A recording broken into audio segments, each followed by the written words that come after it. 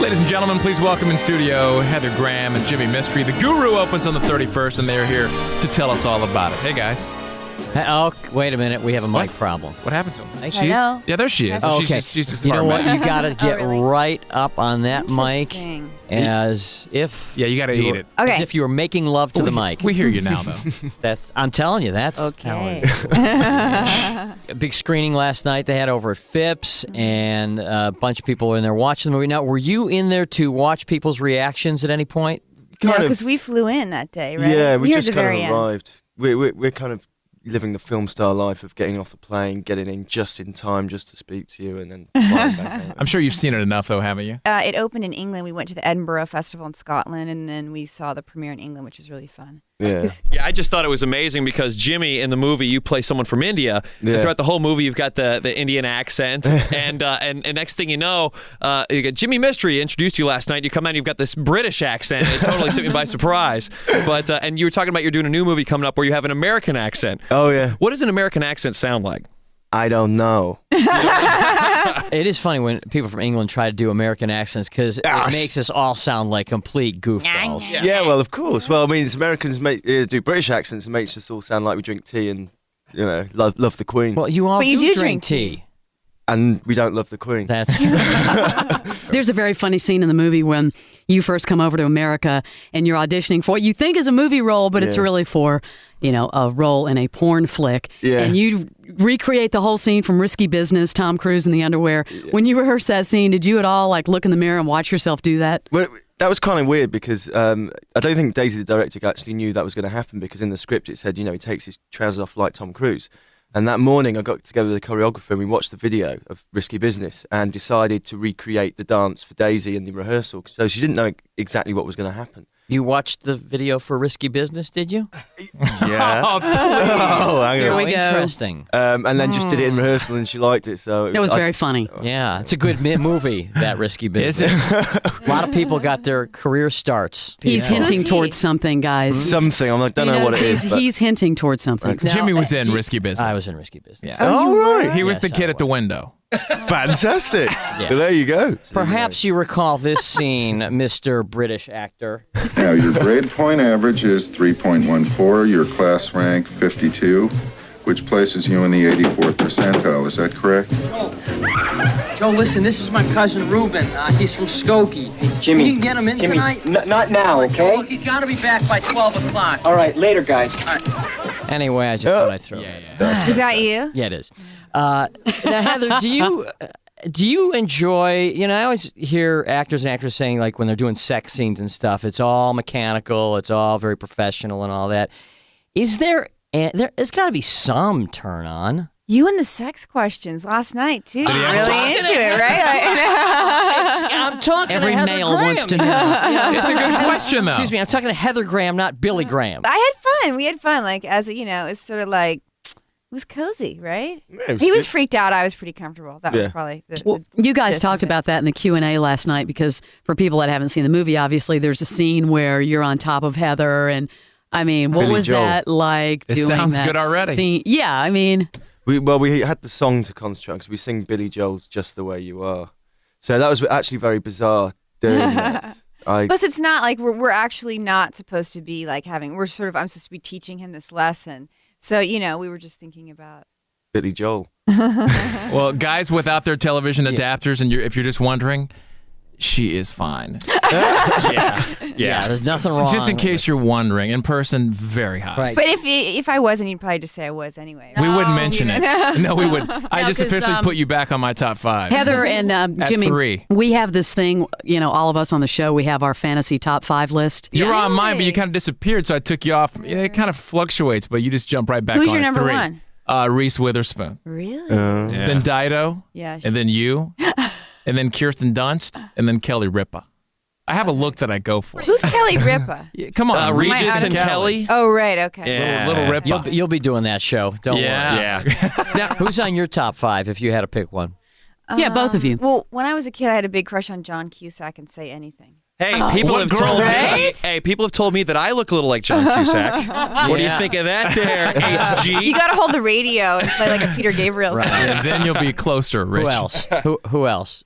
Cusack. Well, now I don't really, but I used to have, movie star crushes. I had a crush on Cusack. I had a crush on Matthew Well, you Broderick. dated some of the ones you had Matthew crushed. Broderick was a good And then one. you yeah. totally lose you're like, okay, that's not. Can I ask you about one of your ex-boyfriends? I don't know. If I'm going to say one of your ex-boyfriends came in here and he was a total prick, Who? who would you say it you would tell us. Oh,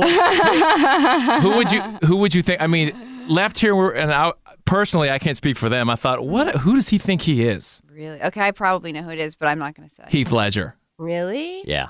Jerk off. Mm. That guy. just didn't What have did a he lot- do? He came just back didn't have a lot around to and we didn't say. even want to talk to him. He was a d-bag. He It didn't doesn't have take much to come in and for 5 minutes Right. be jovial and the talk guy about was your just- movie and Right. Yeah. I think he's We kind asked of a about- quiet guy, though. We I asked think. about you actually, and Uh-huh. he gave a serious attitude. That's when he shut us Really? down. He What- did get real pissy. What is the attraction? You broke his heart.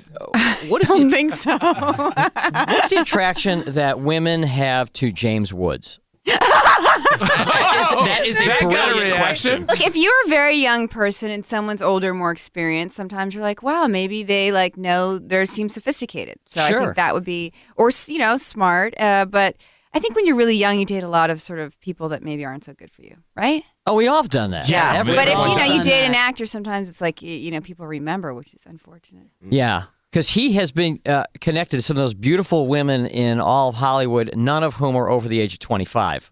And isn't that sad? It makes him. I don't know. I'm sorry. I won't say. Anything. I don't know. It's good. I mean, he's having a good time. so yeah, that's you know good. what? I can't fault the guy. I mean, look at is it sadder for him or is it sadder for them? God, I don't know. How do we get on this conversation? You know, It's why not? really. Yeah, because he must have some game. Like as far as he must be a good talker. Yeah. He tells a woman what they want to It's hear. like hard to judge from the outside what people are getting from a relationship. Maybe Sure. people are happy, hopefully. Now, you've never been engaged before, right? Just dated? Yeah. You have been engaged? No, I've never been engaged. Yeah, because we were talking this morning. Why do people in Hollywood feel they have to get engaged and not just date? Like you've got Ben Affleck and J-Lo. They've been dating for a few months now, and now they're engaged. And They date for like 3 months and Yeah. then they're engaged. I don't know. I personally have never been engaged. I just think, you might as well try to be sure and go out with the person for a while. But Jimmy's married. He had to get married to do this movie, actually. No, I wanted to get married. To come over here.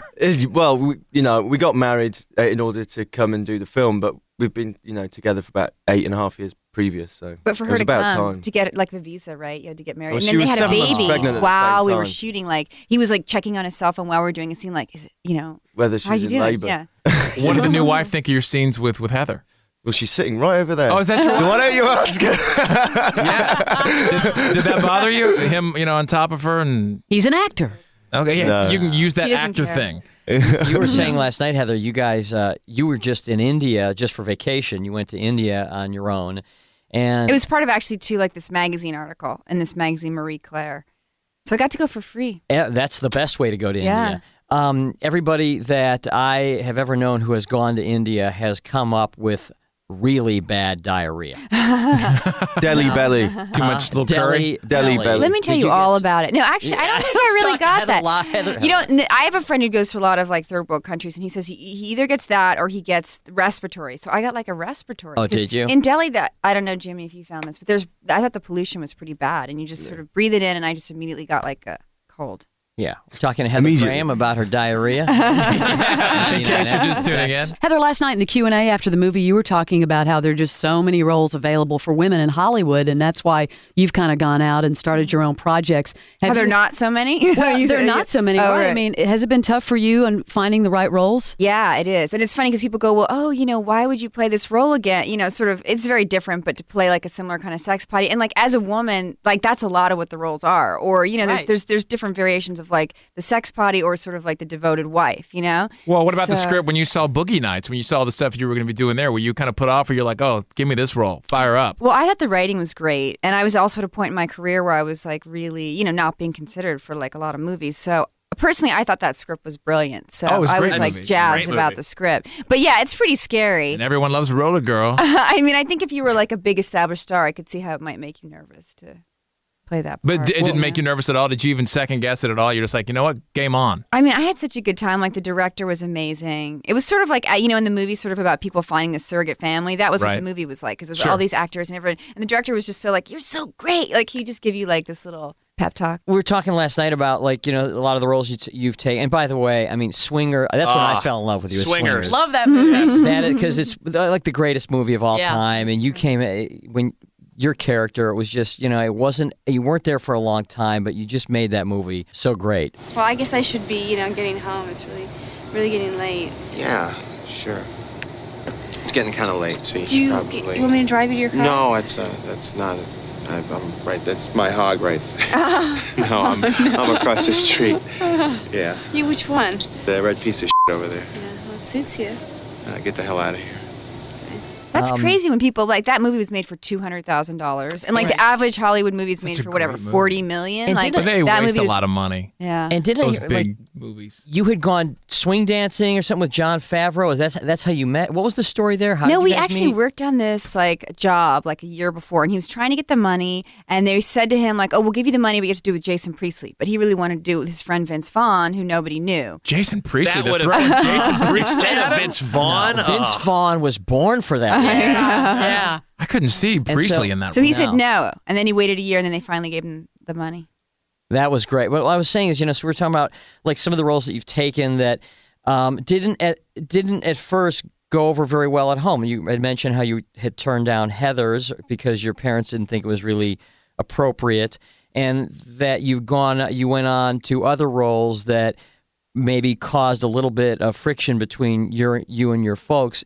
Did that relationship, ever heal up? I mean, are you and your folks cool with each other now, or? No, well, we're estranged, but I don't think it's, because of movie roles. I just think it's like whatever, my choice of what makes me happy, unfortunately. That's too bad. Yeah. Well, they would pause have for a been moment of sadness for me. Thrilled. They would have been thrilled for Boogie Nights, then I guess, huh? We weren't speaking actually before then. So. You may have fallen in love with her in Swingers, but I liked you back with License to Drive with Corey Feldman, my friend. Oh, there you go. She was Mercedes.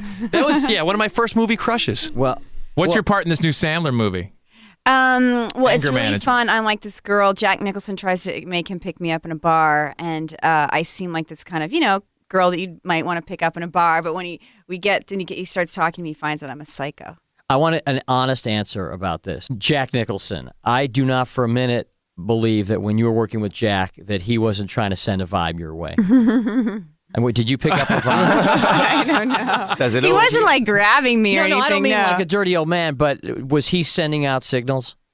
It was kind of just so surreal to meet him because it's like, Right. it's surreal. Like you've seen every movie he's ever done and then you don't believe he exists. It's almost like you believe he's in the Bigger than computer. life. He's totally. bigger You than can't life. believe that he really is like Yeah, alive, yeah. this dude. Actually, he has this amazing thing where he's working, but he wants to go to the Laker games. So they make the whole schedule so that he can go to the Laker games. So he gets That's to the way work. to do yeah. it. That's brilliant. Cool. He comes to work at like 12, and then when there's a game, they're like, okay, we can't shoot any of his stuff. So he leaves, goes to the game, and then comes back. Did you ever go out to lunch with him or anything? Well, I was only working on it for like a week, but I got to chat with him. He was really nice. Is he sexy?